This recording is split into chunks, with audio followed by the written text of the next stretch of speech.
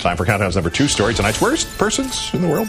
LeBron's to Commissioner Steve Rule of Canyon County, Idaho. A member of his family sent him an email on his county account, which he forwarded 26 times. It shows a photo of Michelle Obama on election night dressed in black and red, next to a photo of a black widow spider, and the caption is, "The female has a very wide backside, is black, and has a red hourglass-shaped marking on her belly. You can find this spider in closets, wood piles, under beds, and soon the White House." Shock of shocks, Commissioner Rule is a Republican. He issued a semi-non-apology apology, quote, "Apparently it offended some people, and I'm sorry." Our runners-up tonight, Billo and Dick Morris. Viewers would not laugh quite so loudly about their delusions of a conspiracy among Obama, Blagojevich, Rahm Emanuel, and for all we know, Reverend Jeremiah Wright. A conspiracy that Morris thinks means Obama will fire prosecutor Patrick Fitzgerald. Billo and Dick would not look that paranoid if they could only get Fitzgerald's name right.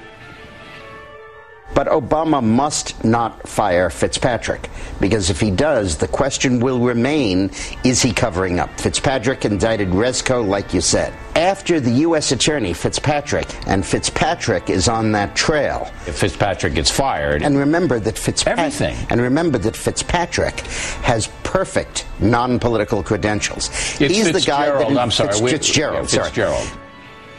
But our winners, Billo in another shared honor with his fatuous Fix News colleague Gretchen Carlson about that imaginary war on Christmas. A co-host reminds her, "We've got to be tolerant. You've got to be tolerant of all people." Carlson says, "I am tolerant. I'm all for free speech and free rights, just not on December 25th.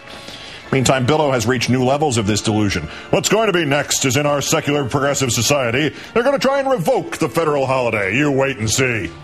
No, you wait and see. Max Blumenthal on the blog The Daily Beast traces the history of this bullcrap about a war on Christmas, and unfortunately it ties Billo and Gretchen Carlson and Chris Butters and John Gibson and the Wall Street Journal and all the others directly back to anti-Semites and white power crazies.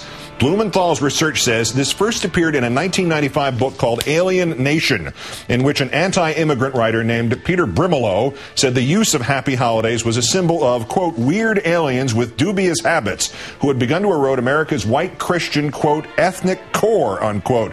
This even though Brimelow is himself an immigrant to this nation from England. 4 years later, Brimelow founded VDare.com, a website used by white supremacist publisher Jared Taylor and Professor Kevin MacDonald, who believes that Jews are genetically inferior to Gentiles.